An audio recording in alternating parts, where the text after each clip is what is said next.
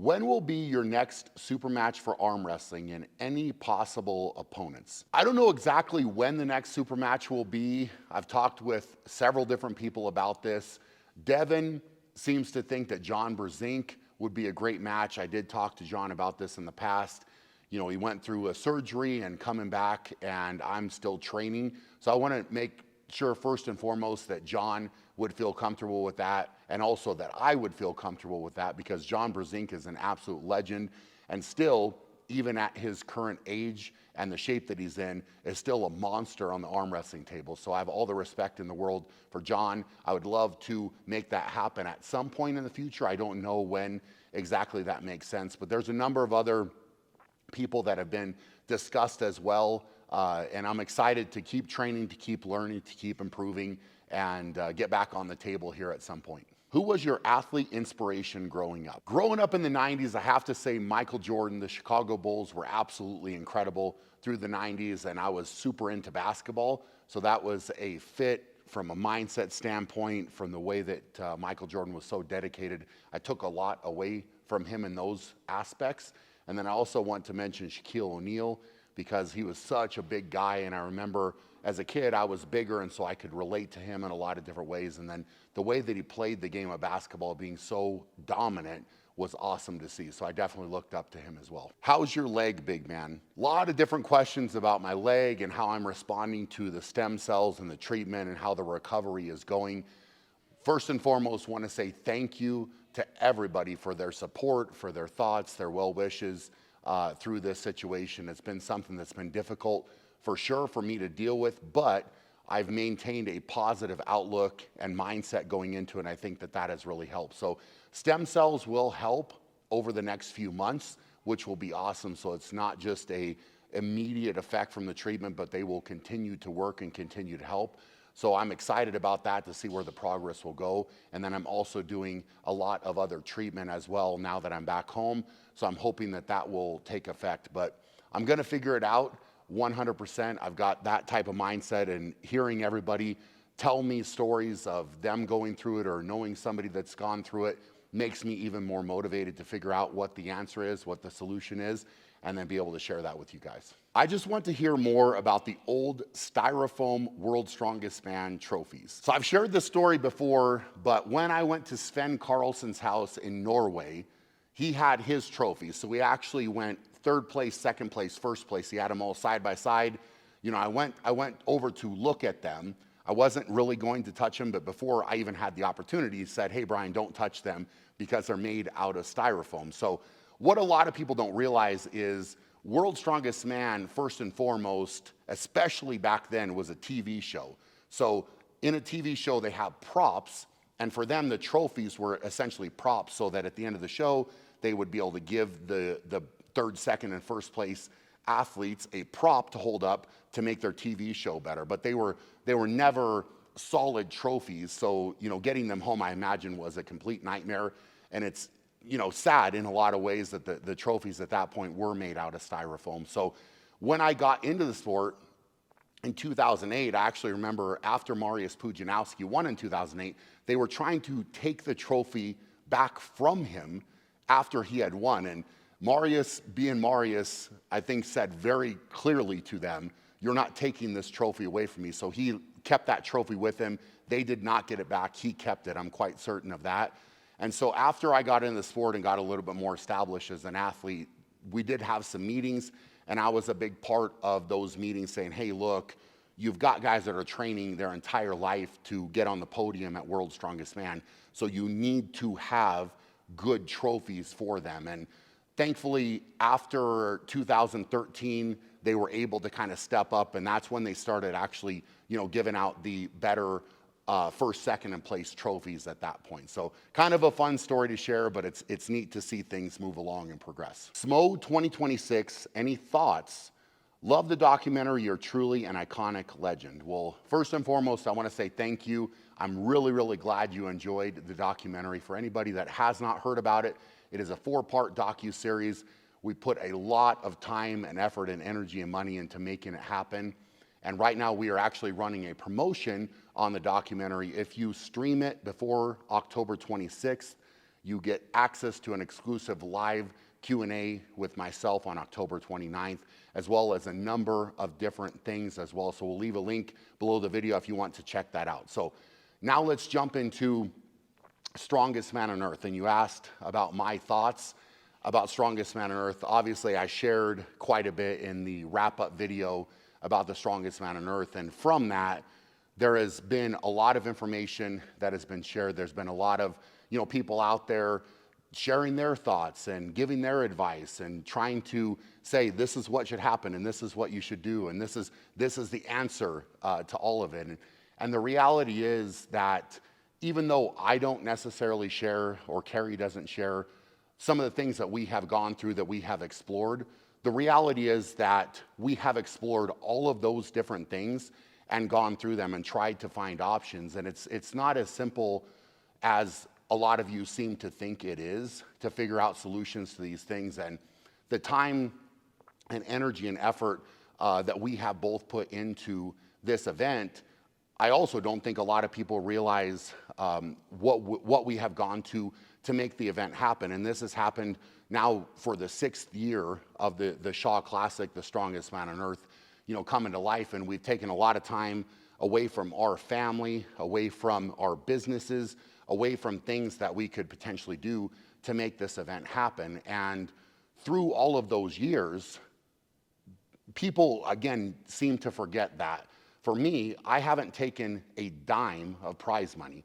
And that includes this year as well with the arm wrestling match. I didn't get paid anything for that at all. So all of my money that I would have earned from the Strongman has always been given back to all of the other competitors. I didn't take anything for the arm wrestling. So there's a lot of giving to the event for sure. And on the flip side of that, I have to make sure, and Carrie has to make sure, that the time and energy and effort that we put into the event is worth it, right? Because we're taking time away from our boys, we're taking time away from our family and from our businesses, and to walk away from the event, it's one thing financially, right? So financial loss, yeah, businesses are going to go up and down, and potentially certain years you may not make that much money. So I don't think that getting caught up in the financial loss of the event is the end all be all. It really comes down to the time and energy and effort that we have to put in and that we have to sacrifice, because that's truly what it is, a sacrifice to make the event happen. When is that worth it and when is it not worth it? Because you start to compromise your health at a certain point. And, a lot of people will not realize that this year, quite literally, I was in the hospital over the 4th of July, which the 4th of July happens to be my anniversary. It was my 10th anniversary. And on that day, I was in the hospital, and that's when I booked all the flights for the athletes. And you can go ask those guys, when did you get your flight booked? Well, it was on the 4th of July because I was in the hospital and he needed to make that happen. So those type of things, I think behind the scenes, a lot of people don't realize, but the health impact and the impact on my family, on my marriage, on my businesses, these are all things that I have to strongly consider. Now, with that being said, we are also actively having meetings to figure out solutions to make this work and make it work better for Carrie and I and make it work better for the contest in general. Even today, I'm taking time to do this question and answer, but I have 2 different meetings today where the Shaw Classic and Strongest Man on Earth is going to be discussed, right? So it's not something where I'm sitting here and saying like, hey, we're completely taking it away, because the contribution to the sport of strongman is not something that I overlook. And, for anybody out there, you would be hard pressed to find another athlete that's competed in this sport and taken more time when they were competing to try to grow the sport and to give back to the sport, and also taken the amount of time that I have taken after I've got done competing to give back to the sport and to grow the sport and to provide opportunities. So all of that being said, I wish that there was a simple answer. I wish that there was something where you could say, hey, we'll just do this, right? And this is the answer to all of it to make it work. But, an event like this, there's a lot going on within it. And again, financially, let's not get caught up in the financial side of it, because that can go up and down, and there can always be an answer to that. The time and energy and effort and sacrifice that has to go in, that's something that we're really, really looking strongly at, and that Carrie and I are talking very strongly about. So As of this moment right now, I cannot say yes, it's happening or no, it is not happening. All I can say is we are actively working on it and trying to figure out what direction we're gonna go. Is it true you took $50,000 from the Strongman to pay the arm wrestlers? I don't know where this got started or where this came from, but we have to set the record straight. The reality of the Shaw Classic weekend, so we had the strongest arm on earth and we had the strongest man on earth. So the strongest arm on earth, the arm wrestling event that happened on Friday, actually helped the strongman. And why it helped the strongman is the arm wrestling took on some of the production costs. So we would typically have to pay all of it for the strongman, and because the arm wrestling came in, they took over that, and we would be in the venue, so the arm wrestling helped with some of the venue costs. And there was a lot of things that went into this, but the arm wrestling event was 100% separate on everything compared to the strongman event. And again, the reality here, the actual facts are that the arm wrestling event, because it took on some of those costs, actually saved the strongman event in a lot of ways. So anybody saying this and saying, oh, the strongman was supporting the arm wrestling, not true. It actually was the other way around, where the arm wrestling helped out the strongman in a very big way. What's the heaviest plate you've lifted with one hand or flipped and caught with one hand? So heaviest plate that I have flipped and caught with one hand is actually a York double-sided plate that's 75 pounds. And then I have also done a Rogue 26er, so that's a 26-inch wagon wheel plate that weighs 70 pounds. A little bit different texture, obviously, but it's still incredibly difficult. And I did have to flip that with two hands and catch it with one hand. So definitely fun to do those type of grip feats. What's your current workout split? I watch your YouTube and you said you have an A and B week. First and foremost, I appreciate you paying attention to that and thank you for asking the question. An A and B week simply means that I'm doing one set of exercises on A week and a different set on B week, and then those 2 weeks complement each other, and then I would go back and forth between them. I'm actually working right now to put my exact training plan onto the Shaw Elite app so that anybody that's interested can follow along exactly with what I am doing. And then within the app as well, we've got a number of different training programs that have either come from Kenn or my wife, Carrie, as well, based on your goals and where you're trying to go. So we're actively adding programs on there. My program personally will be on there as well. So that's the way that I attack it, and I'm excited to show exactly what I do through that platform. How many eggs is your humongous chicken coop producing, and how many are you eating? That coop is so sick. Well, first and foremost, I want to say thank you for that. You know, the coop from Carolina Coops is absolutely incredible.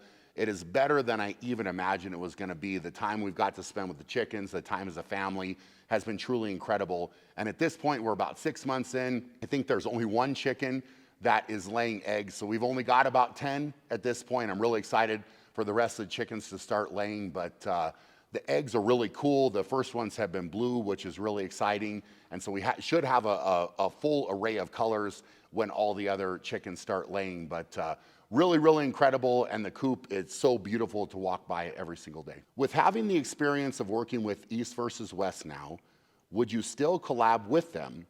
Would you participate in an event as just an athlete and not organize? Will Strongest Arm on Earth definitely be back?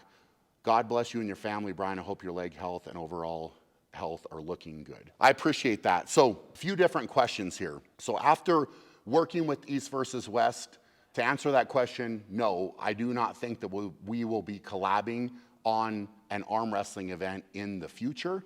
So that's first and foremost. Second, would I participate in an event just as an athlete and not organize? Yes, 100%. That is something that I would love to do. You know, the stresses and things that are required to be a promoter and put on an event and then also arm wrestle at that event, very, very challenging, more challenging, I think, than most people probably realize. But that would make it a heck of a lot easier to not have to be organizing the whole thing. And then will Strongest Arm on Earth definitely be back? That will go in line with the Strongest Man on Earth. So as of right now at this moment, I don't know. We're having a lot of meetings about the entire Shaw Classic weekend, and I do not know what direction things will go there. Have the book sales surpassed your expectations? So what I will say is the pre-launch was absolutely incredible. It's been really, really neat to have so many people get the book, to read the book, to give reviews on the book, and things that I have heard have been really, really incredible. And it makes all of the hard work of putting that together definitely worth it. It has had the impact that I have wanted it to. I'm excited definitely to get the book into more people's hands, without a doubt. So you can order it on shawstrength.com, or now it is available on Amazon as well, if that is easier for you. The only downside to Amazon is that I cannot personally sign the book. If it's something that you want signed, you will have to order it from shawstrength.com. And then in addition to that, a lot of people have been asking about the audiobook, and I am actively recording that right now and excited to get that done as well, because I know a lot of people out there prefer to have the audio version over the paperback. So a lot of great things coming with the book, and like I said, I'm excited for more people to read it and be impacted by it in a positive way.